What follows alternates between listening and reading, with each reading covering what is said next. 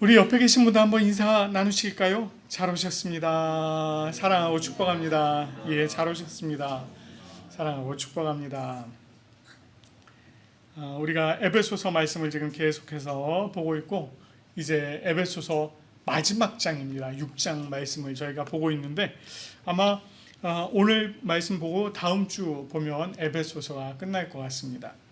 에베소서를 통해서 또 하나님께서 우리 교회를 이렇게 또 아름답게 세워가시는 이런 모습들을 더욱더 생각을 해보고, 또 우리가 함께 교회를 또 아름답게 세워가는 우리의 모습들 되길 소망합니다. 사도 바울은 에베소 성도들이 그리스도인으로서 실제적으로 이제 행해야 될 것, 실제적으로 행해야 될 그 실천적인 일들을 가르치면서, 지난주 말씀에서는 가정 안에서 해야 될 이제 그런 지침에 대해서 말씀을 했어요. 그 중에 이제 첫 번째로 남편과 아내를 권면을 하는 말씀으로 주셨습니다. 그래서 아내들은 남편에게 복종하기를 주께 하듯 하고, 남편들은 아내 사랑하기를 그리스도께서 교회를 사랑하심 같이 하라. 이제 이렇게 말씀을 했습니다. 이것은 모두 희생이 동반되는 사랑이 바탕이 되어야 된다라는 걸 말씀을 드렸고, 그래서 그리스도의 몸된 성도들이 그리스도에서 안에서 피차 복종하는 것과 이건 같은 것이다. 그래서 피차 복종하는 것은 내가 나 자신을 다른 사람, 상대방의 다음 순위에 둔다. 이러기 위해서는 내가 그를 먼저 사랑해야 된다. 그 사랑에는 희생적인 사랑이 필요하다라고 말씀을 드렸습니다. 이렇게 남편과 아내가 실천적인 면을 권면한 바울이 이제는 자녀와 부모, 그리고 종과 상전의 관계에 대해서도 가르치고 있습니다. 오늘 이제 그 내용을 함께 좀 생각을 해보도록 하려고 합니다. 우선 사도 바울은요, 자녀들에게 부모에게 순종할 것을 권면을 하고 있습니다. 1절 말씀 보면 자녀들아 주 안에서 너희 부모에게 순종하라. 이것이 옳으니라. 이렇게 얘기를 해요. 여기서 말하고 있는 이 순종이라고 하는 말씀은 주의 깊게 듣고 따르다라고 하는 말이에요. 주의 깊게 듣고 따르다. 이것은 상대방의 권위를 우선으로 하는 것을 그러니까 상대방의 권위를 인정하는 것을 우선으로 하고 있습니다. 상대방의 권위를 인정할 수 있어야 그 말에 순종을 하는 거잖아요. 네, 바로 그런 거예요. 그래서 이 부모의 권위를 먼저 인정한다라고 하는 것을 우선으로 하고 있는 것입니다. 상대의 권위를 인정하고 그 말을 주의 깊게 듣고 따르는 것, 이것이 순종이라는 것이에요. 그런 의미에서 바울이 부모에게 순종하라 이렇게 한 말은 부모의 권위를 인정하고 그 말씀에 귀를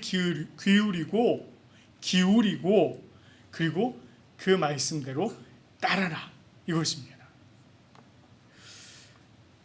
그런데 이 말씀 보면 바울의 권면에 특별한 내용이 들어가 있어요. 특별한 내용이 두 가지가 들어가 있습니다. 첫 번째는 부모에게 순종하되 어디서 해라? 주 안에서 하라 라는 것입니다. 주 안에서. 여기서 주 안에서 한다라고 하는 것은 이 순종을 과연 어디까지 할 것인가 라고 하는 것을 이야기하는 것입니다. 바울이 말하는 자녀의 순종은 단순히 윤리적인 의무나 맹목적으로 그냥 막 복종하라 이렇게 하라고 얘기하는 건 아니에요. 오히려 부모에게 순종을 하되 주님을 경외하는 그 신앙 안에서 하고 그 신앙의 연장선상에서 부모에게 순종하라는 것입니다. 이게 어떤 의미가 있냐면요, 나보다 나의 부모님이 더 권위가 있다는 거예요. 그런데 그 부모님보다 더 상위에 있는 권위가 있다는 것입니다. 바로 그걸 얘기하는 거예요. 그러니까 부모님보다 더 위에 있는 권위, 누구의 권위예요? 하나님의 권위, 주님의 권위라는 것입니다. 그러면 만약에 이 둘이 부딪힌다면 어느 것을 따라야 될까요? 그렇죠. 성경에서 지금 바울이 얘기하고 있는 것은 하나님의 권위를 따라야 된다는 것입니다. 과거 이스라엘 백성들이요, 여호와 하나님을 섬기면서 동시에 이방신을 섬기는 일이 있었습니다. 그래서 막 성전 안에요, 이방 신상을 막 갖다 세워놓고 막 거기서 막 분향을 하고 이런 일들이 실제로 있었어요. 그 중에 이 이방 신 중에 몰렉이라고 하는 신이 있습니다. 몰렉. 이 신은 인신제사를 기본으로 합니다. 인신제사. 그러니까 사람을 제물로 드리는 거야. 이걸 기본으로 하는 거예요. 여러분, 그래서 그 인신제사를 드릴 때요, 사람을 불에 살아있는 채로 그냥 태우는 거예요. 이 기가 막히는 일 아닙니까? 근데 이제 이게 또 조금 크면은 그 들어가겠습니까? 안 들어가죠. 그러니까 아기. 여러분, 내가 낳은 아기를 이게 불에 태워 드린다는 게 말이 됩니까? 근데 그 짓을 했다는 거예요. 그 짓을. 예레미야 32장 35절 말씀에 보면 이스라엘 백성 중에서요, 이 아들과 딸들을 그 몰렉 앞으로 지나가게 하는 일들이 있었어요. 여기서 몰렉 앞으로 지나가게 한다 라고 하는 게 무슨 말이냐면 불에 태워 제사한다 이런 뜻이에요. 이게 그런 뜻입니다. 그러니까 이스라엘 백성들 중에도 이 짓을 하는 사람들이 있었다는 거예요. 하나님께서는 이거 하지 말라고 하셨는데 이걸 하는 거예요. 자, 이런 경우 여러분, 내가 자식을 이제 갓 낳은 자식이 있어. 첫째야, 아들이야. 얼마나 좋습니까? 얼마나 이쁘겠어요. 그렇죠? 근데 나의 부모가 나에게 이 아이를 몰렉에게 드려야 한다. 이렇게 만약에 말을 한다면 그 부모의 권위를 인정하고 그 말을 들어야 될까요? 아니면 그것을 금하신 하나님의 권위를 인정하고 하나님의 말씀을 들어야 될까요? 그 얘기예요. 바로 그런 얘기입니다. 이럴 때는 당연히 하나님의 말씀을 듣는 게 맞죠. 바로 이런 얘기입니다.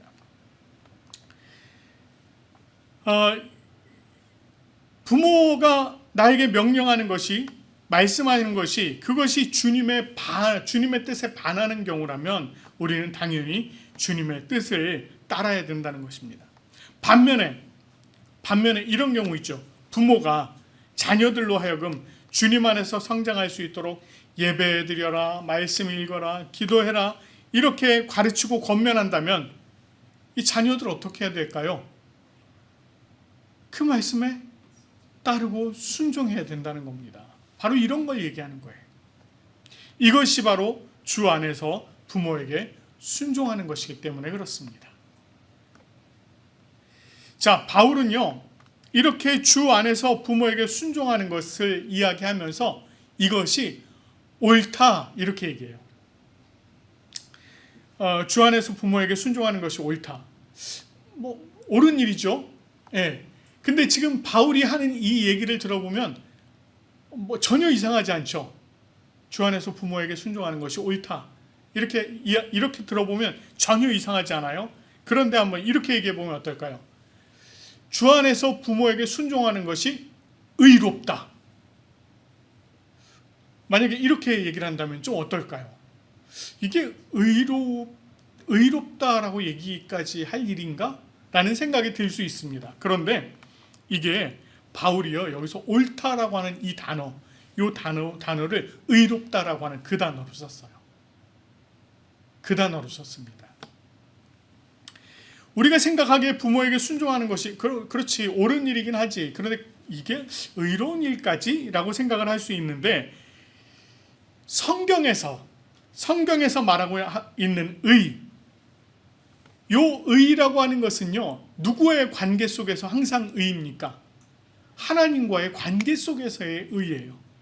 그러니까 내가 하나님과 바른 관계 안에 있으면 하나님께서는 나를 향해서 의롭다라고 말씀을 해주신다는 거예요. 그래서 성경에서 말하는 의는 항상 하나님과 연관이 되어 있습니다. 자, 마찬가지로 주 안에서 부모에게 순종하는 것, 그것은 곧 무엇과 같은 것이냐면 주님의 명령에 순종하는 것과 같다는 겁니다. 주님의 명령에 순종하는 것과 같은 것이기 때문에 하나님께서는 그것에 향하여서 너는 의롭다라고 얘기를 해주신다는 거예요. 그래서 여기 지금 바울이 이것을 의롭다라고 하는 단어랑 같은 단어를 쓰고 있는 것입니다. 바울이 주 안에서 너희 부모에게 순종하라는 이 명령으로만 그치지 않고 이것이 옳으니라 라고 한 것은 그것이 곧 주님의 명령에 순종하는 일이고 하나님께서 의롭다고 인정해 주시는 일이라고 하는 것을 바울이 지금 강조를 하고 있는 것입니다. 자, 그리고 2절 3절 말씀을 보면은요, 이렇게 말씀하고 있어요. 내 아버지와 어머니를 공경하라. 이것은 약속이 있는 첫 계명이니 이로써 내가 잘되고 땅에서 장수하리라. 이렇게 말씀합니다.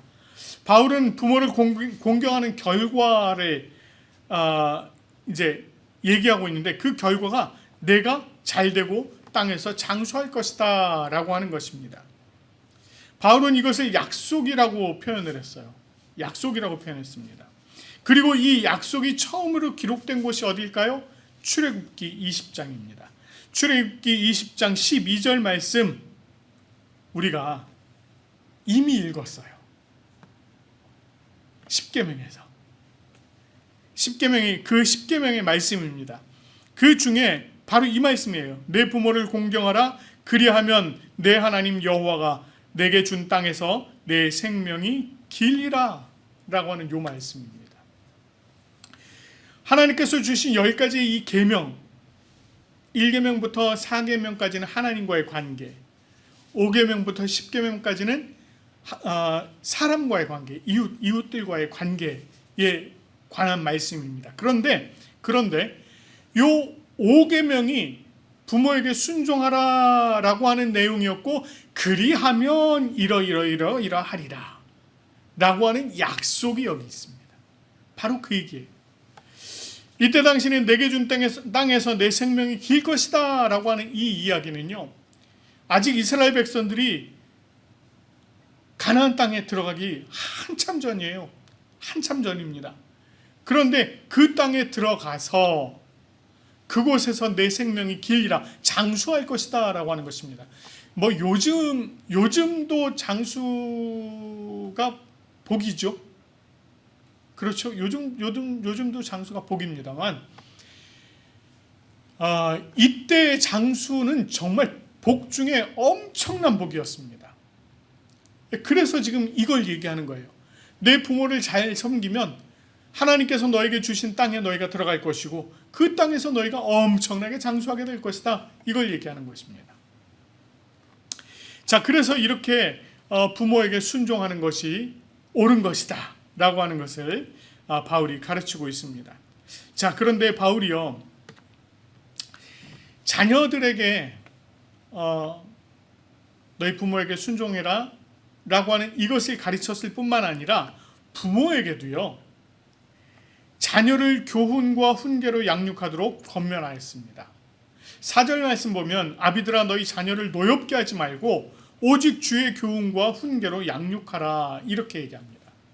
자녀들을 주의 교훈과 훈계로 양육하도록 하라는 것입니다. 자, 당시에 가부장적인 사회였어요. 이 말씀이 주어질 당시에 가부장적인 사회였습니다. 그래서 아버지의 권한이요, 사실상 절대적이었습니다. 그래서 자녀를 재산이나 소유물처럼 다루는 경우가 꽤 있었어요. 여러분, 우리나라에서도 이 어린이라고 하는 말이 나온 게 그렇게 오래되지 않았어요. 100년이 아직 채 안 됐습니다. 그리고 그때까지만 해도 우리 아이들의 무슨 인권 이런 거 없었습니다. 아이들이 그 자신들의 삶을 행복하게 누릴 권리 이런 거 그런 거 없었어요. 잘 아시잖아요. 우리 전후에 굉장히 어려운 때에 학교도 못 가고 어릴 때부터 일했던 일들이 있었잖아요. 네, 그랬습니다. 그 전에는 더할 나위도 없고 그랬습니다. 유럽에서도 마찬가지예요. 그냥 어린아이들, 10세 미만 아이들이 공장 가서 일하고 이러는 일들이 굉장히 많았습니다. 굉장히 많았어요. 그러니까 지금 아이들처럼 뭐 의무교육을 받으러 학교를 가고 이게 정말 얼마 되지 않은 거예요. 그렇습니다. 그러다 보니까 아무튼 부모님들이 자녀들을 향해서 함부로 대하는 경우가 꽤 있었다는 거예요. 이런 경우 자녀들이요, 정서적으로나 감정적으로나 무방비 상태로 놓이게 됩니다. 자녀들을 향한 육체적인, 정신적인 무자비한 언어, 행위들 이런 것들로 해를 입힐 수도 있었다는 거예요. 그런데 그런 시대에 바울이 이 자녀들에게 그렇게 대하지 말라라는 거예요. 획기적인 얘기인 겁니다. 놀라운 얘기인 거예요. 오히려 자녀들을 주의 교훈과 훈계로 양육하라 이렇게 얘기해요. 여기 보면 주의 교훈 이렇게 나와 있는데 이게 뭘까요? 하나님의 말씀. 당시에 읽었던 구약의 율법서, 선지서, 시가서 이런 것들을 얘기하는 겁니다. 그러니까 하나님의 말씀으로 자녀들을 가르치라는 것입니다. 즉 주의 교훈, 하나님의 말씀은 우선 이게 참 중요한 건데요. 여러분 이거 잘 들으셔야 돼요. 하나님의 말씀이 왜 중요한지를 이제 여러분 들으셔야 됩니다. 하나님의 말씀은 첫째로 하나님이 어떤 분이신가, 하나님이 누구인가를 정확하게 알게 합니다. 여러분 우리가 하나님을 정확하게 모르는 이유는요, 우리가 이 말씀을 제대로 읽지 않기 때문에 그렇습니다. 여러분 우리가 성경을 바르게 읽으면요, 하나님의 모습들을 우리가 그 안에서 발견을 할 수가 있어요. 하나님의 다양한 모습들이 있어요. 그 모습들을 발견을 할 수가 있습니다. 뿐만 아니라 이 하나님의 말씀을 통해서 또 뭘 알 수 있느냐면요, 인간은 과연 어떤 존재인가 라고 하는 것을 알 수 있습니다. 사람이 어떤 존재인가. 하나님께서 사람을 만드셨고 그 사람들로 하여금 이 땅에서 하나님의 은혜 가운데 살아가게 하셨지만 죄를 범해서 타락한 것이 바로 인간입니다. 그리고 그 인간들의 죄성이 얼마나 심각하고 깊은가를 알려주는 것이 바로 말씀이에요. 그래서 우리가 하나님의 말씀을 바로 읽으면 누구를 들여다볼 수 있게 되느냐면요, 나 자신을 들여다볼 수 있게 됩니다. 우리가 자꾸 예수님께서 그러시잖아요. 비판하지 말라고 말씀하신, 내 눈에 들보를 빼고 이웃의 형제 눈에 티끌을 보라고 얘기를 하잖아요. 우리는 자꾸 어떻게 합니까? 자꾸만요, 나 자신을 안 들여다보고 에이 저 하나님의 말씀대로 행하지도 않고 말이지, 저렇게 이런단 말이에요. 근데 그걸 얘기하는 게 아니에요. 하나님의 말씀을 들여다보면은요, 먼저 내가 보여요. 내가 어떤 존재인지가 보입니다. 내가 얼마나 하나님 앞에 죄인인지, 내가 하나님 앞에 범한 죄가 얼마나 심각한지, 이것이 보이는 거예요. 여러분, 그러면 하나님을 제대로 알게 되고 나 자신을 제대로 알게 되면 어떻게 되겠습니까? 우리가 하나님 앞에서 어떻게 살아가겠어요? 거룩한 하나님의 자녀로 살아가려고 애쓰지 않겠습니까? 바로 그거예요. 부모가 먼저 주의 교훈으로 자녀들 앞에서 살아가게 된다는 것입니다. 내가 하지는 않으면서 너는 이렇게 해라, 따라해봐, 바단풍, 이런 얘기 들어보신 적 있죠? 천자문 외면서 바단풍 이랬더니 아이가 따라합니다. 바단풍 아니고 바단풍이라고. 바단풍. 아니, 바단풍이 아니고 바단풍이라니까. 여러분 뭐예요? 바람풍이에요? 바단풍이에요? 아이는 뭘 듣습니까? 바단풍을 들어요. 저희 지금 미국에 있는 제 친구 목사, 엄마가 목사인데 이 엄마는 전라도 출신이고 아빠는 경상도 출신이에요. 그 이제 이 아빠가 아이에게 맨날 책을 읽어줍니다. 하루는 넉대가 나타났어요. 막 이래가면서 책을 읽어줬어요. 넉대야 막 이래가면서 이 아이가 그걸 계속 들었습니다. 어느 날 그 엄마가 책을 읽어준 거예요. 하루는 늑대가 나타났어요. 이랬더니 이 아이가 엄마 늑대 아니야 넉대야 이러더라고요.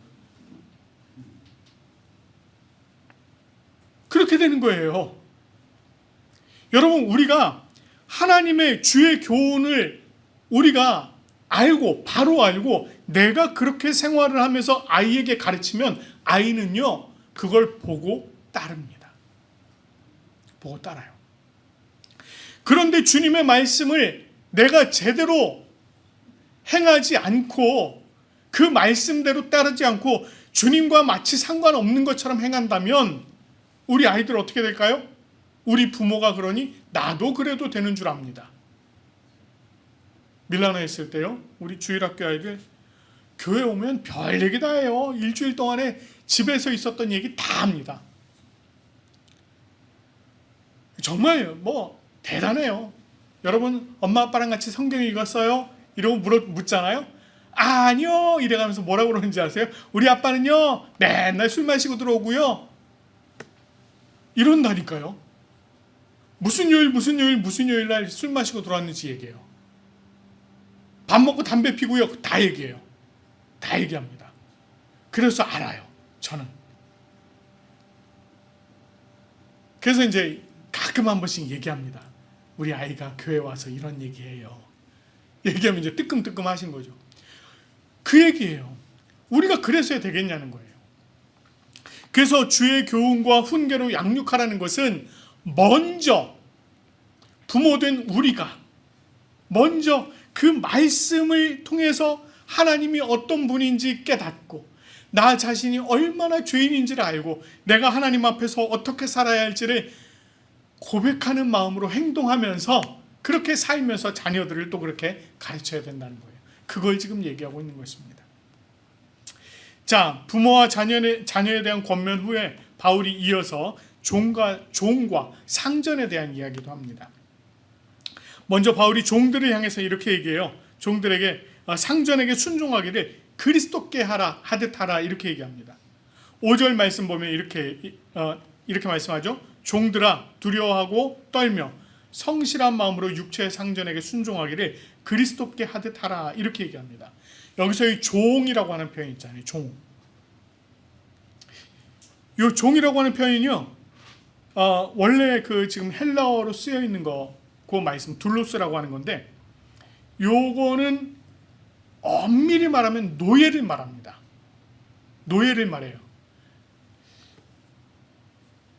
주인에게 생사여탈권이 있는, 그러니까 자기의 의지라고는 전혀 있을 수 없는 그 종을 둘로스라고 해요. 그 표현을 쓰고 있어요. 이런 경우에 주인에게 순종이라고 하는 표현보다는요 어떤 표현이 맞느냐면 사실은 복종이라고 하는 표현이 더 맞습니다. 우리가 지난 에베소서 여기 말씀 보면서 복종에 대해서 얘기하면서는 자발적 복종을 얘기했습니다만 이 종들에게는 어떤 자발적 복종이라기보다는 강압적으로 내리누르는 것 때문에 어쩔 수 없이 복종하는 것, 이거를 얘기하는 거예요. 사실 그 말이 더 맞습니다.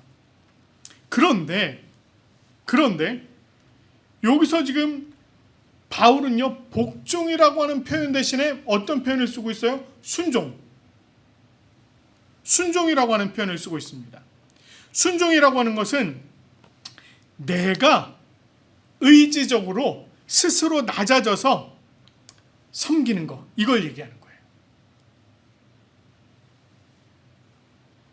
바울이요 종들에게 복종이 아닌 자신 스스로 낮아져서 의지적으로 낮아져서 순종하라고 이야기하고 있는 것입니다. 이것은 바울이 그리스도를 믿는 종들을 마치 주인이 소유한 소유물로 여기지 않고 그들을 하나의 인격체로 존중하고 있다라고 하는 걸 전제로 하는 거예요.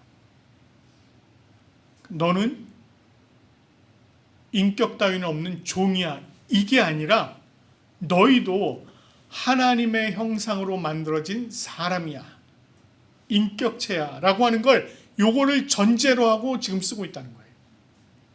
그렇기 때문에 이 종들을 지금 바울은요, 그때 당시에 다른 사람들이 대하는 종을 대하는 그 모습과는 전혀 다른 모습인 겁니다. 그래서 바울은 그들에게 인격적으로 권면을 하는 거예요. 자신의 상전에게 마지못해 행하지 말고 그리스도께 하듯 자발적으로 해라. 그리스도께 하듯 자발적으로 해라. 이걸 가르치고 있는 것입니다.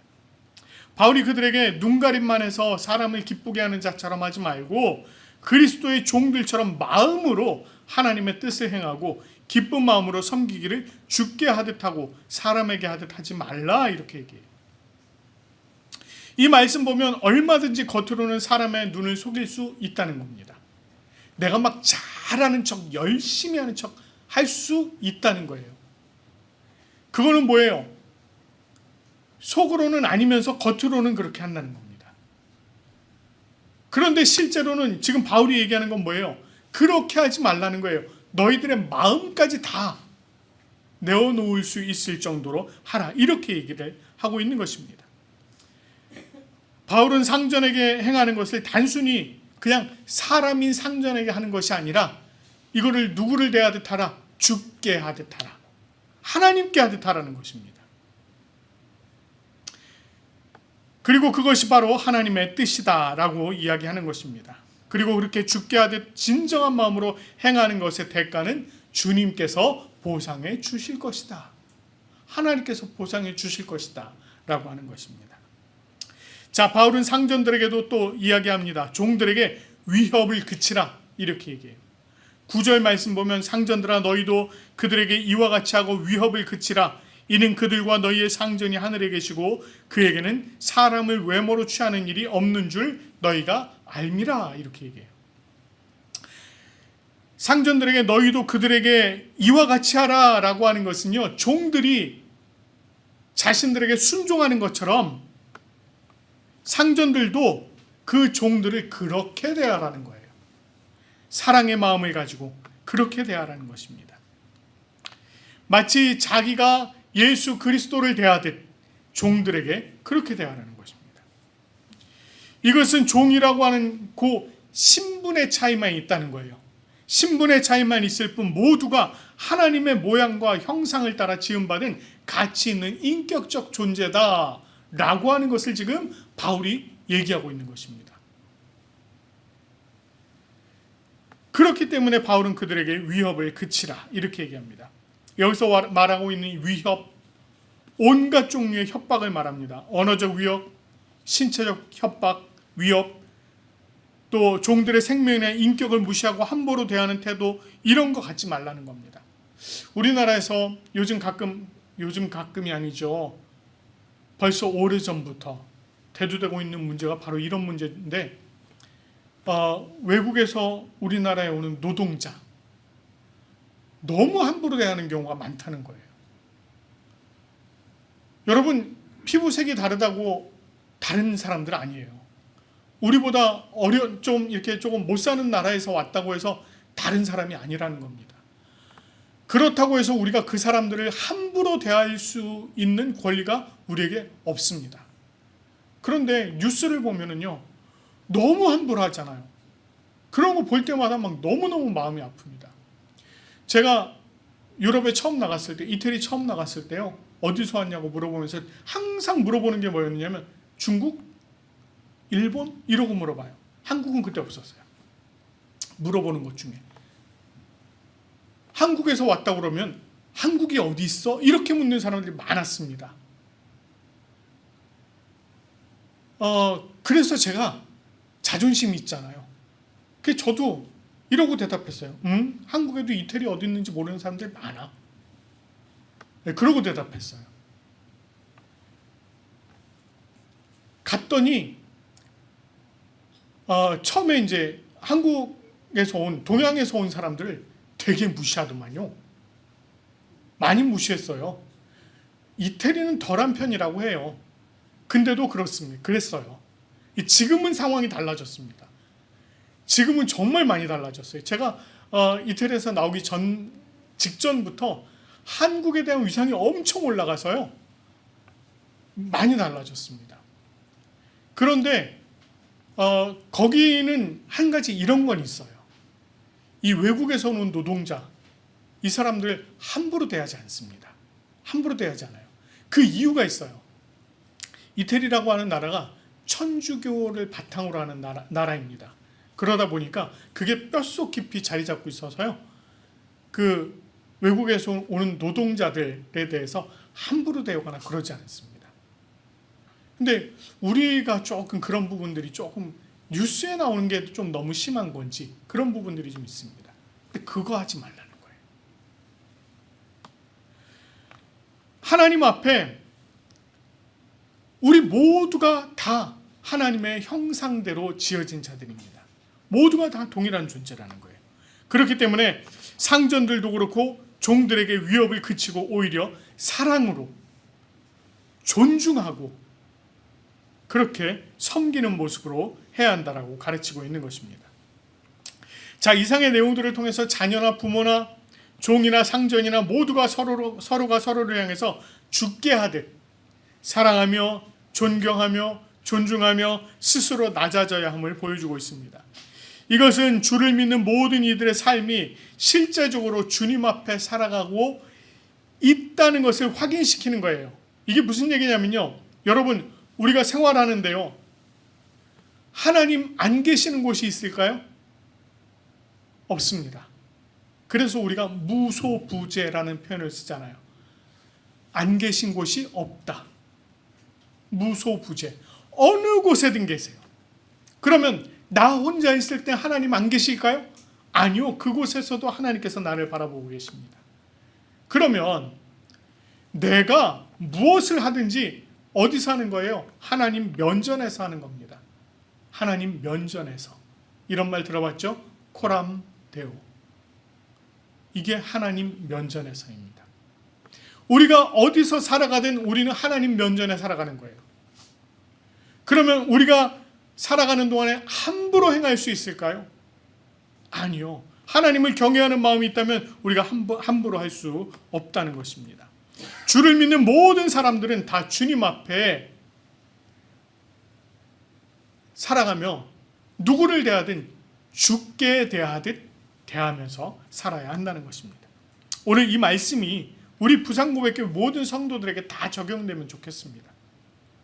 자녀들은 부모를 진심으로 사랑하고 존경하고 우리 부모님들은 자녀를 자신의 소유로 생각하는 것이 아니라 하나님께서 나에게 맡겨주셔서 내가 청지기처럼 우리 자녀들을 하나님의 인격체로 잘 길러내는 그런 존재라는 것을 우리가 좀 잘 이해하고 그래서 우리가 먼저 솔선수범하는 자세로 하나님 앞에서 주의 교훈과 훈계로 자녀들을 양육하고 또 사회적 지위 속에 살아가는 우리들이 서로가 서로를 향해서 정말 죽게 하듯 겸손한 모습으로 낮아서서 섬기는 자세로 피차 복종할 수 있는 우리가 되길 바랍니다. 그래서 우리 모두가 그리스도 안에서 주님의 뜻이 이루어지는 교회로 함께 지어져 가기를 간절히 축원합니다.